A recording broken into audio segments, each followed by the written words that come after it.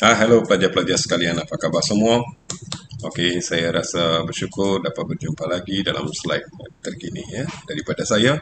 Dan kali ini saya sediakan satu video yang memang berkisah dengan satu soalan yang asih mencabar segelintir pelajar dan menimbulkan pelbagai tanda tanya dalam cara menjawabnya dengan setepatnya ya. Okey, sebelum kita mendalami satu bentuk soalan yang saya sediakan pada hari ini, marilah kita sama-sama masuki PowerPoint yang saya sediakan ya. Okey, sebelum itu saya jangan pula lupa untuk subscribe, like dan share channel saya dan seterusnya subscribe dan PM saya untuk mendapatkan soft copy dengan nombor 0162698571. Okay, biarlah kita masuk ke dalam slide PowerPoint untuk memahami apakah cara terbaik untuk menjawab sebuah rumusan ya. Dan untuk itu perlulah kita mengenali beberapa panduan rumusan. Sebab panduan inilah yang akan menentukan ya sejauh mana tepatnya jawapan yang kita sediakan. Alright? Okey. Pertama sekali, okey, daripada segala panduan yang penting sekali ialah panjang rumusan yang tidak melebihi 120 patah perkataan. Ingat ya, satu syarat yang sangat penting. Mana-mana pelajar yang menjawab melebihi had kata ini mungkin akan kehilangan ya markah sebaiknya. Okey. Dan kemudian soalan rumusan juga mempunyai sekurang-kurangnya dua bahan daripada pelbagai bentuk ya, tanpa pernyataan tugasan seperti dalam tahun-tahun lepas. Dan inilah yang dianggap satu cabaran baru untuk pelajar-pelajar sekarang ya. Tapi perlu kita ingat dalam usaha mencari apakah tugasan sebenar, kita perlulah mencari apakah fokus-fokus. Fokus-fokus yang ditekankan dalam bahan-bahan yang dikongsi ya untuk pelajar. Dan di sini hasil rumusan kamu ya semestinya merangkumi fokus dari setiap bahan. Okey, di mana seperti kita tahu paling kurang dua bahan disediakan, biarlah isi kamu merangkumi maklumat daripada kedua-dua bahan tersebut. Dan seterusnya jangan lupa juga tentang format, okey, di mana penulisan rumusan mesti ada tiga elemen penting iaitu pendahuluan, bahagian isi dan kesimpulan. Dan seterusnya, rumusan ini haruslah dalam bentuk esei. Jangan pula buat dalam bentuk rangka isi ya ataupun point forms. Dan akhir sekali ingatlah markah keseluruhan yang diberi untuk rumusan ini adalah 30 markah. Satu markah yang begitu banyak dan mudah diperolehi asalkan kita mematuhi segala panduan yang dikongsikan ini nanti ya, berdasarkan satu contoh latihan yang cikgu akan buat bersama anda. Okey, isinya sebanyak 20 markah dengan bahasa 10 markah. Okey, kemudian dalam mendapatkan isi yang setepatnya, pelajar perlulah mencari fokus. Kalau begitu, apa yang dimaksudkan dengan fokus? Dan fokus ini selalunya berkait rapat dengan tema yang menjadi pilihan seseorang penulis. Apa saja karya yang disediakan dalam bentuk petikan ataupun grafik, sudah pastinya penghasil karya tersebut yang mempunyai satu idea utama yang dikatakan tema.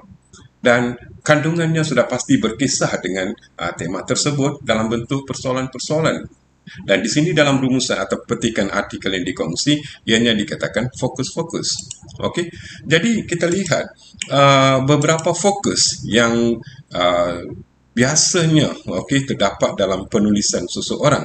Okey, seperti bunyinya faktor, punca, sebab. Kita lihat di sini, walaupun tiga istilah yang berlainan bunyi, ianya tetap membawa maksud yang sama. Jadi pelajar-pelajar jangan pula keliru, okey, ataupun panik, okey, dengan mengharapkan sesuatu fokus tertentu. Okey, walaupun berbeza bunyi, ianya masih berkisar dengan satu perkara yang sama. Begitu juga di sini, langkah, cara, inisiatif, dan usaha. Berbunyi lain tetapi masih sama ya maksudnya. Dan mungkin juga fokus ciri, kriteria, sifat dan seterusnya. Mungkin juga kalau petikan itu menekankan kesan, impak, implikasi, akibat. Jadi kita dapati di sini, okey, memang bunyi fokus ni memang berbagai, Tetapi kalau kamu bijak, kamu boleh menyusunnya dalam begitu rupa. Begitu juga mungkin antara fokus lain yang boleh diuji ya tentang faedah, kelebihan, kebaikan, keistimewaan. Ya, tetap sama maksudnya. Dan begitu juga kalaulah petikan itu berfokuskan kepada cabaran, halangan, kekangan, masalah, atau rintangan, apa sahaja. Pelajar hanya perlu memahami perbezaan istilah-istilah ini tetapi masih berkisar dengan faktor atau perkara yang sama, peranan, fungsi, tanggungjawab, tugas. Dan akhirnya satu lagi di sini tujuan, objektif dan matlamat. Begitulah pelbagai fokus yang memang boleh diuji dalam soalan rumusan yang disediakan untuk kamu. Dan kita cuba lihat satu contoh soalan yang disediakan untuk kamu. Dan bahagian arahan ini adalah sangat penting. Memandangkan ini merupakan kali pertama sebagai satu bentuk format baru, pelajar dinasihatkan supaya berjaga-jaga dengan arahan soalan yang diberikan. Dan dalam arahan itu sudah pastinya pelajar-pelajar tahu maka ada dinyatakan jumlah patah perkataan yang perlu dipatuhi, iaitu 120 patah perkataan. Dan perkara lain yang penting diberi fokus di sini ialah anda digalakkan supaya menggunakan ayat anda sendiri.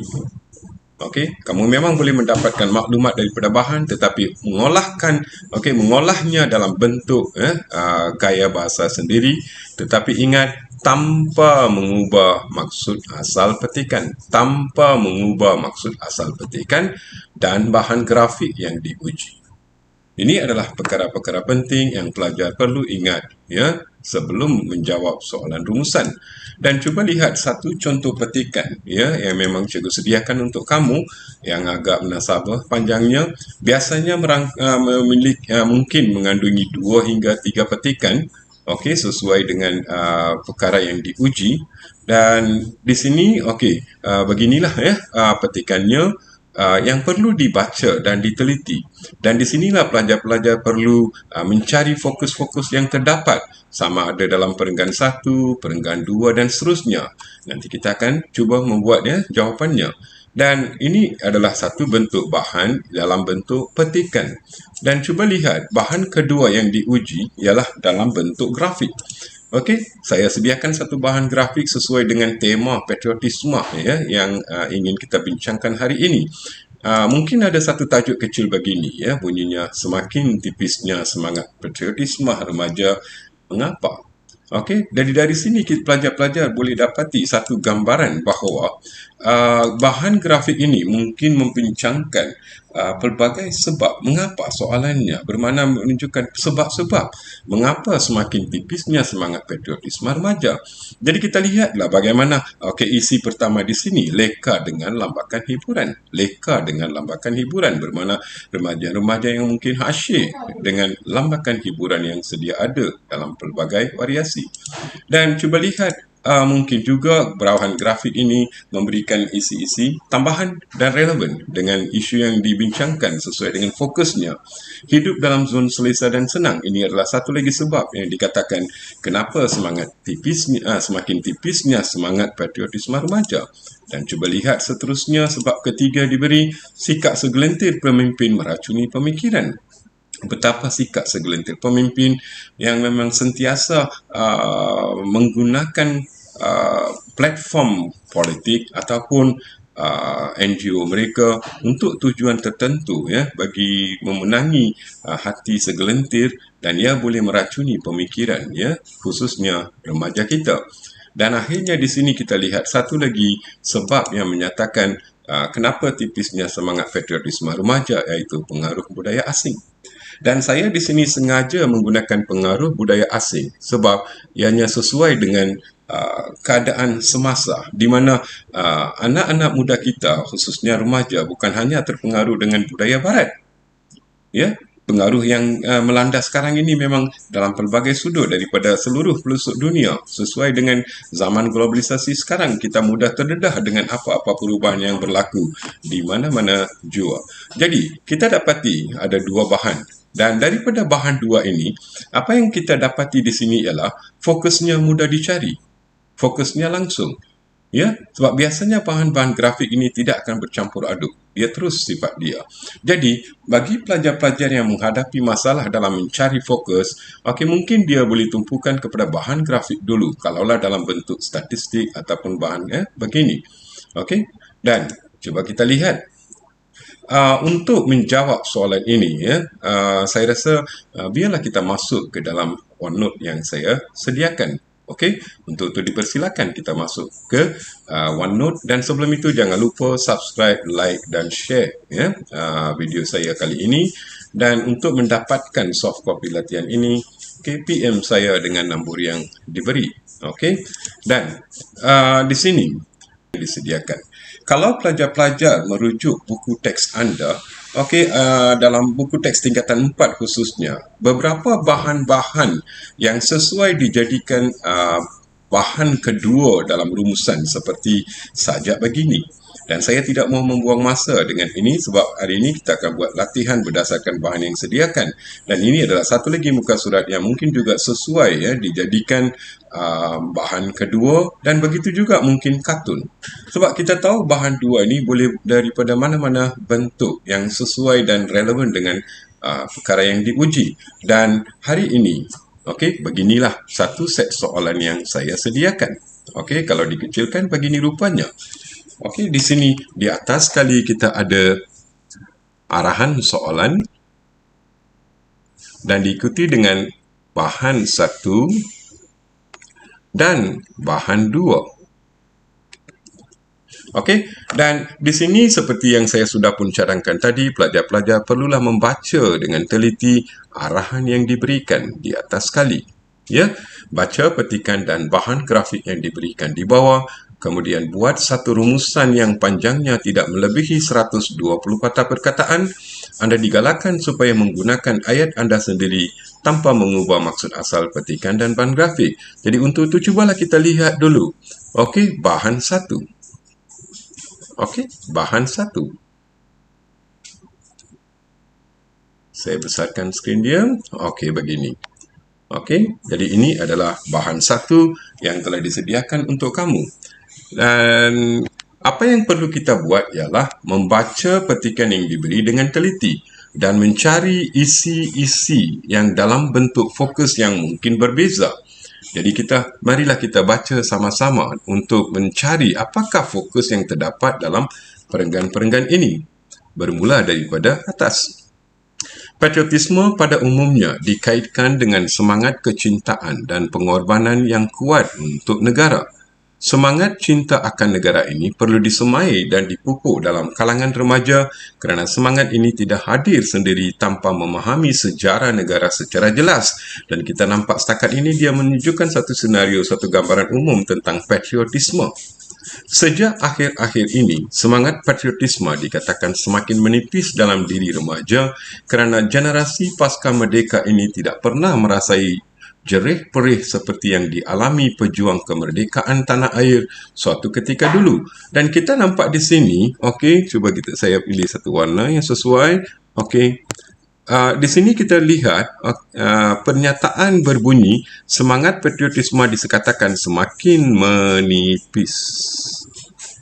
Dan kita sudah tahu daripada bahan 2, bunyi yang sama digunakan, bermakna seolah-olah petikan ini sama dengan bahan 2. Fokus yang diutarakan. Jadi, kita teruskan bacaan dulu, kemudian kita akan cari isinya. Generasi muda juga tidak mengetahui betapa penderitaan dan kesengsaraan yang dilalui oleh orang tua mereka sebelum dan selepas kemerdekaan dalam membangunkan negara ini. Bayangkan negara kita yang dipenuhi hutan belantara dahulu telah diterokai mereka hanya dengan sekerat tulang tanpa jentera-jentera moden sehingga menjadikan negara yang maju. Segala nikmat yang kita perolehi sekarang adalah hasil keringat dan pengorbanan bersama semua bangsa sebagai rakyat Malaysia. Jadi daripada bacaan keseluruhan perenggan 1, kita dapat lihat ya bahawa salah satu fokus yang utama disampaikan di sini adalah sebab-sebab mengapa semakin tipisnya semangat patriotisme dalam kalangan remaja. Bermakna isinya bermula dari sini. Generasi Paskah Merdeka, okey, ini adalah salah satu sebabnya. Generasi Paskah Merdeka ini tidak pernah merasai jerih perih seperti yang dialami pejuang kemerdekaan tanah air satu ketika dahulu. Jadi ini adalah satu daripada isi berkisah dengan sebab-sebab. Dan begitu juga seterusnya ada isi kedua iaitu generasi muda juga. Dan perhatikan penanda wacana juga di sini membayangkan bahawa ianya merupakan satu isi susulan. Okey, generasi muda juga tidak mengetahui betapa penderitaan dan kesengsaraan yang dilalui oleh orang tua mereka sebelum dan selepas kemerdekaan dalam membangunkan negara ini. Jadi, ini adalah dua isi yang berkaitan dengan sebab-sebab mengapa semakin tipisnya semangat patriotisme dalam kalangan remaja. Jadi, bahagian lain dalam petikan itu, dia memang berkisah dengan isu tersebut. Dan cuba kita sambung dengan perenggan kedua. Dalam perenggan kedua, ya, bermula dengan sehubungan dengan itu, semangat patriotisme mesti disemai secara terancang dan telus melalui sistem pendidikan khususnya dalam mata pelajaran sejarah dan subjek-subjek lain yang sesuai untuk membina semangat patriotisme dan rasa cinta remaja terhadap negara. Pelbagai aktiviti boleh dilaksanakan melalui aktiviti kokurikulum di sekolah seperti Persatuan Sejarah, Rukun Negara dan Kelab Setia. Jadi kita nampak di sini satu peralihan fokus, satu peralihan bahan pembicaraan. Kalau perenggan 2 ianya lebih kepada sebab-sebab mengapa tipisnya semangat patriotisme, dan di sini kita nampak peralihannya kepada satu fokus baru iaitu bagaimana cara kita boleh menyemai semangat patriotisme dalam kalangan remaja. Jadi, bermakna daripada apa yang kita baca tadi bermula daripada baris pertama. Sudah pun ada isi-isi dengan fokus baru, iaitu semangat patriotisme mesti disemai secara terancang dan telus melalui sistem pendidikan. Yang selebihnya itu adalah sebenarnya penerangan, pengembangan idea, jadi boleh diabaikan sebab dalam rumusan kita hanya perlu mencari isi-isi asasnya. Dan kemudian kita lihat, untuk membina semangat patriotisme dan rasa cinta remaja terhadap negara, pelbagai aktiviti menarik boleh dilaksanakan melalui aktiviti kokurikulum di sekolah.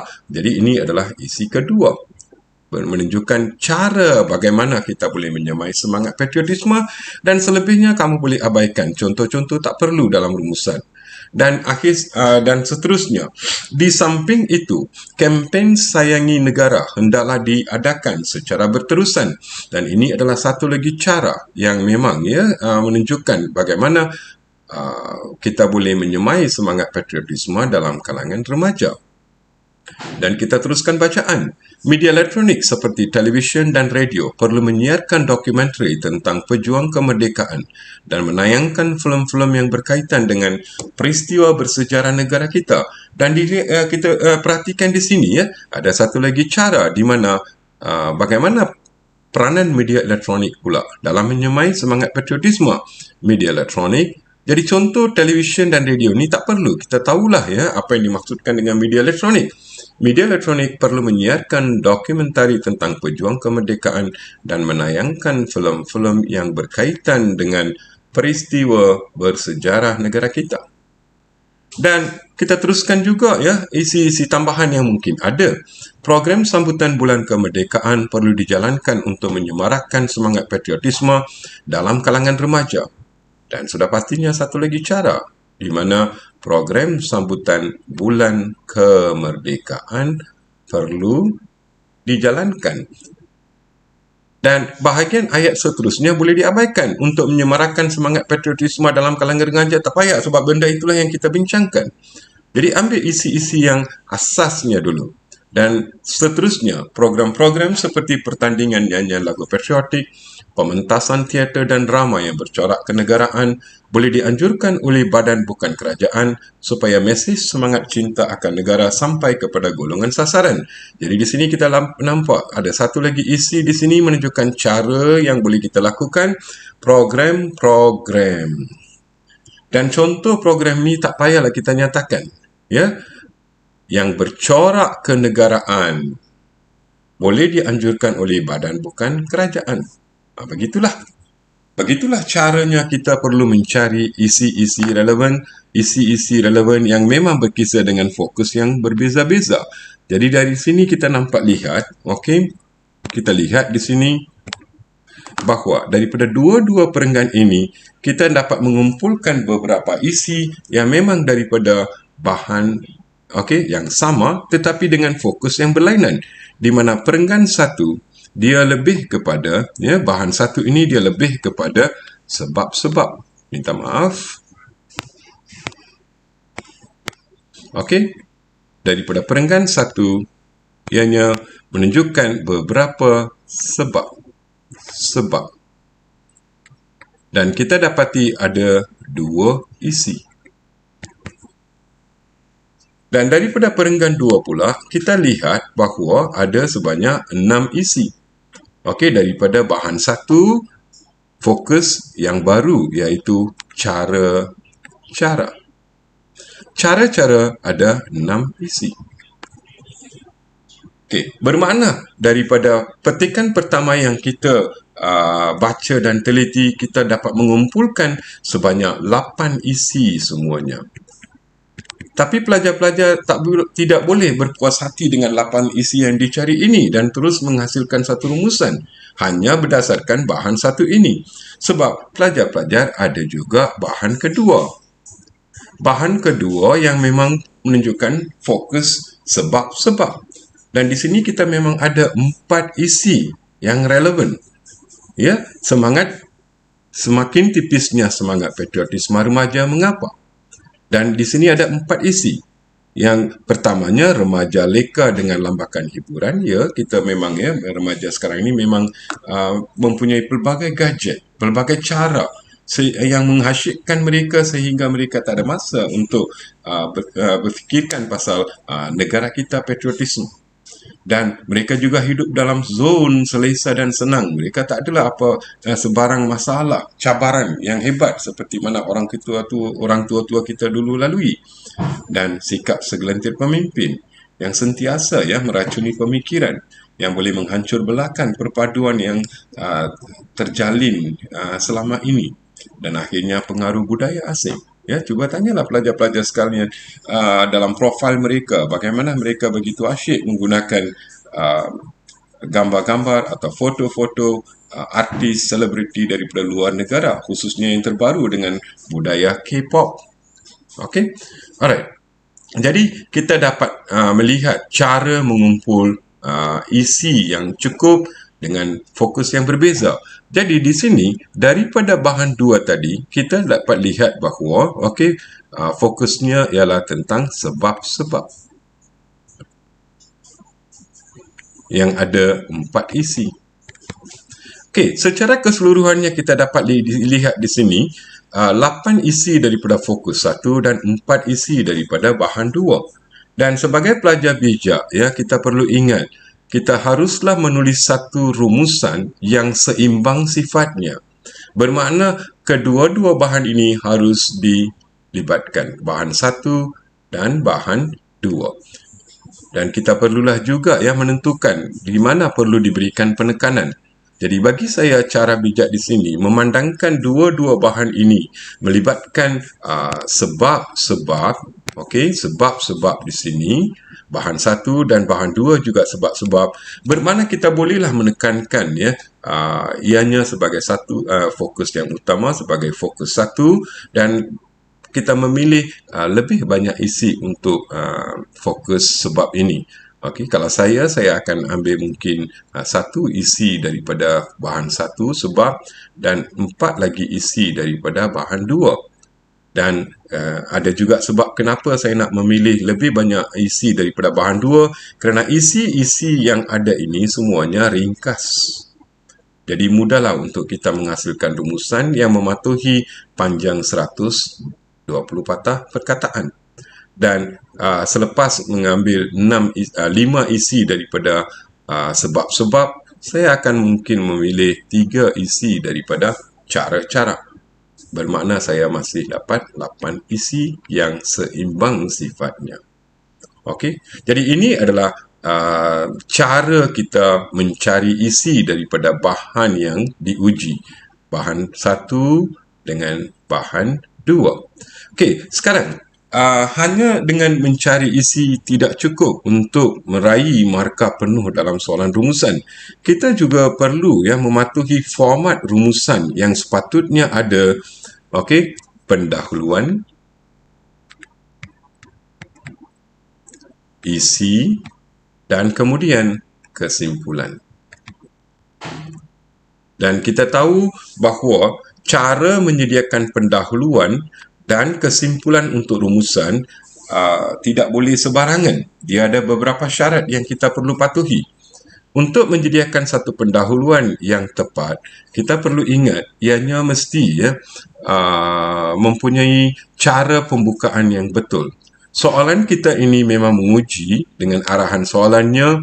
Okey, di sini meminta kamu buat satu rumusan yang panjangnya.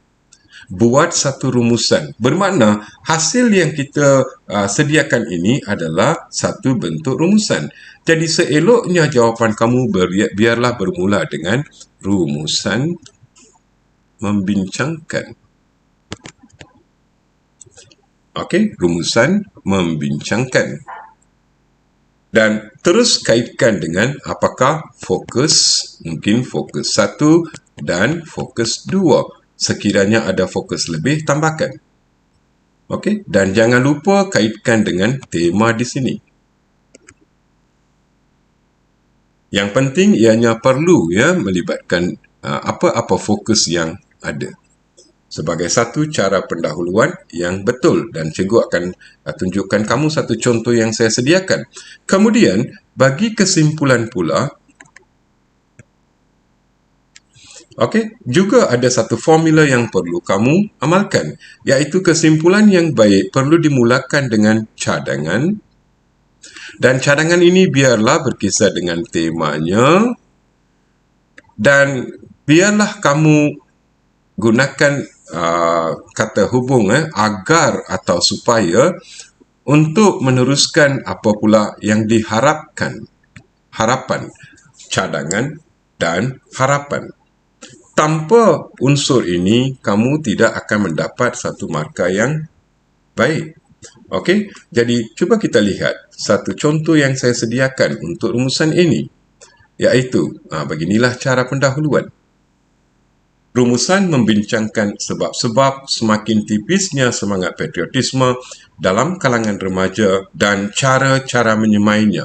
Di sini pelajar-pelajar boleh lihat betapa cara yang saya terangkan tadi digunakan. Kita mulakan dengan rumusan membincangkan.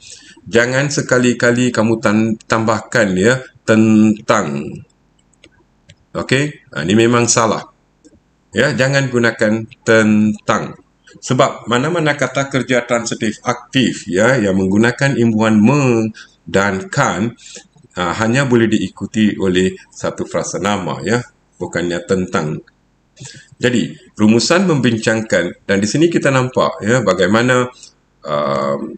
bagaimana pula kita menyatakan fokus 1, sebab semakin tipisnya semangat patriotisme dalam kalangan remaja dan cara-cara.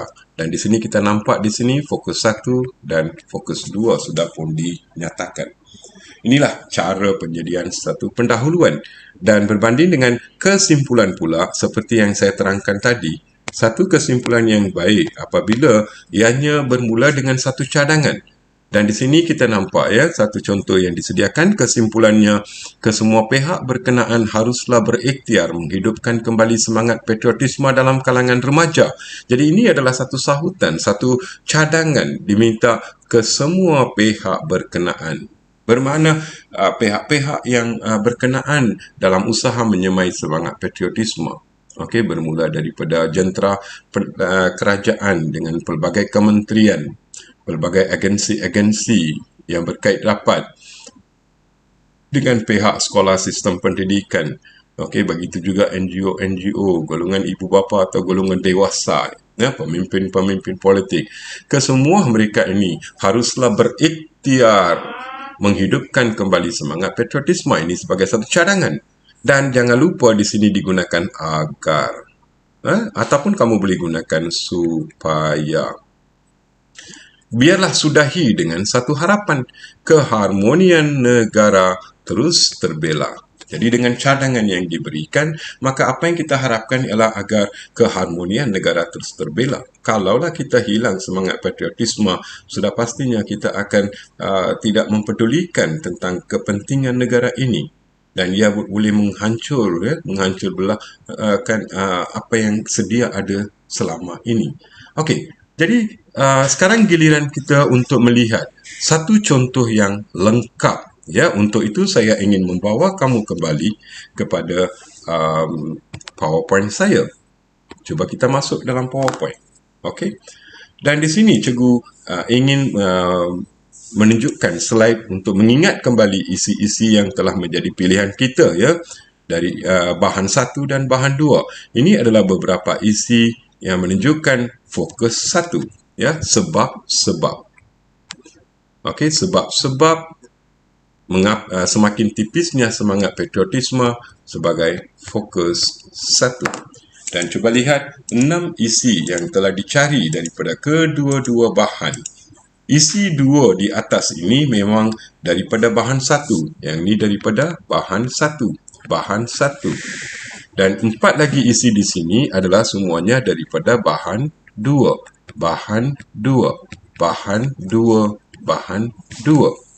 Dan seterusnya, kita lihat satu lagi fokus yang dapat dikumpul di sini, iaitu cara-cara menyemai semangat patriotisme. Juga ada 6 isi. Ya, dan semua isi ini daripada bahan 1. Semuanya daripada bahan 1. Okey.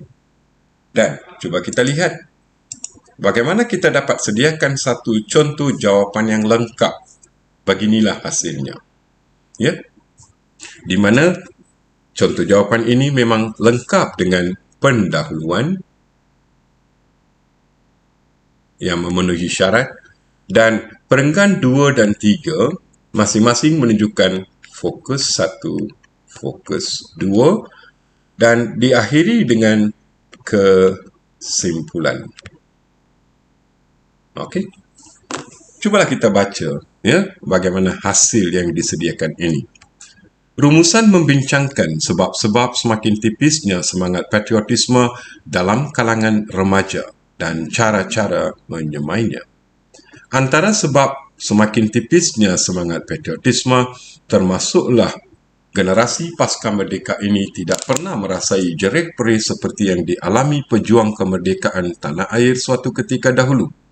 Selain itu, remaja leka dengan lambakan hiburan dan terpengaruh dengan budaya asing. Seterusnya, sikap segelintir pemimpin meracuni pemikiran mereka. Malahan, remaja juga hidup dalam zon selesa dan senang.